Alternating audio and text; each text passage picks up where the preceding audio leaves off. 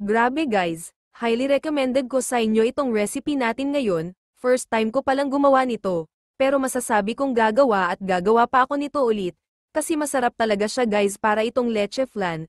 Ang kaibahan lang nila ay medyo may lagkit o kunat itong gawa natin kasi nga gumamit man tayo ng malagkit rice flour.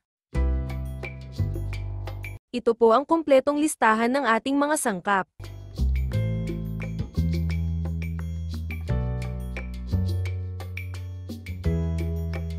Inilagay ko ang 4 tablespoon na sugar sa 8x2 na pan, isinalang ko ito sa mahinang apoy lamang, hanggang matunaw o mag-caramelize na ang sugar.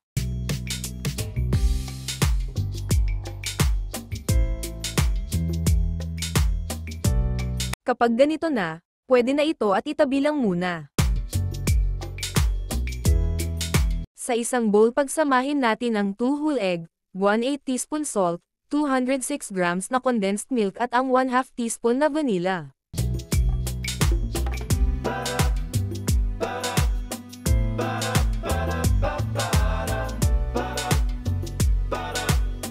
Haluin mabuti. Tapos, ilagay na natin dito ang 2 cups na glutinous rice flour. At ilagay na rin natin dito ang 2 1/2 cup na evaporated milk.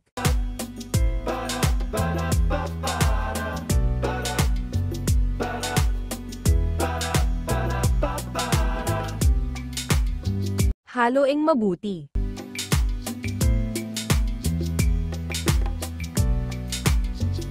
Sasalain natin upang makasigurado tayo na wala ng buo-buo ang ating mixture.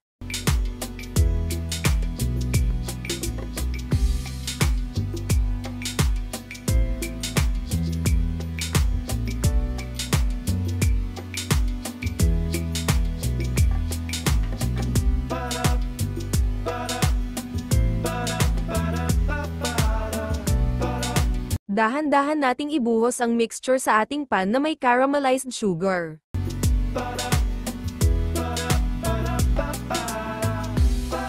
Takpan natin para makasigurado tayong hindi ito mapatakan ng tubig singaw.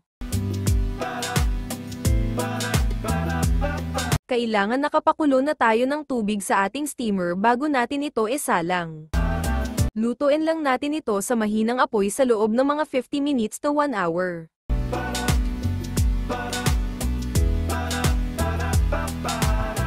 Pagkalipas ng 1 oras na luto na ang ating napakasarap na ala leche flan.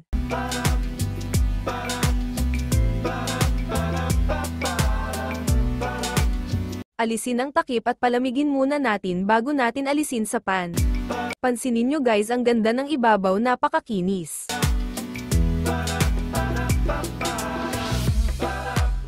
Paikutan natin ang gilid nito ng kutselyo o anumang bagay na manipis upang mabilis lang itong maalis sa pan.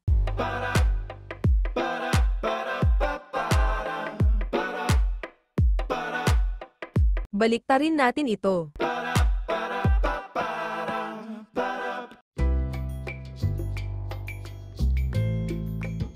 Napapawaw talaga ako nito guys, ang ganda kasi niya, ang kinis. Sana nagustuhan nyo ang recipe na to. Kung hindi pa kayo nakapag-subscribe nitong maliit kong channel, pakipindot na lang ang like at ang subscribe button. Para sa akin guys, tama lang talaga ang kanyang tamis, sobrang nasarapan ako nito. Highly recommended ko ito sa inyo guys, kaya subukan nyo ding gumawa nito. Ang pagkakaiba nila sa original na leche flan ay ito ay may pagkakunat at pagkalagkit dahil gumamit tayo dito ng malagkit rice flour. Maraming salamat sa panonood guys, hanggang sa muli.